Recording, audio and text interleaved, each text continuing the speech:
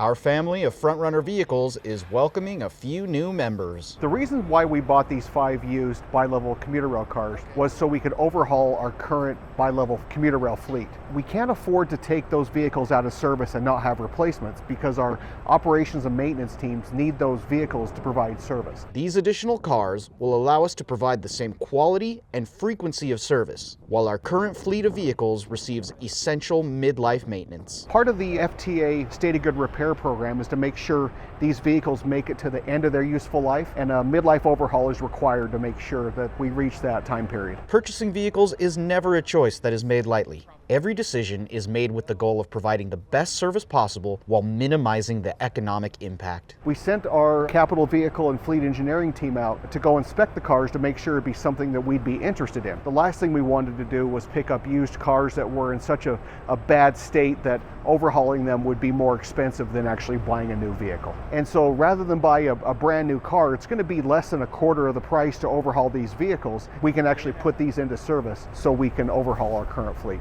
It's significant because as we perform our service, every day people depend on us, and we just can't pull our current vehicles out of service because now we'd have less capacity. And so this is really the best way to go to, 1, overhaul our vehicles, and 2, keep our service requirements met.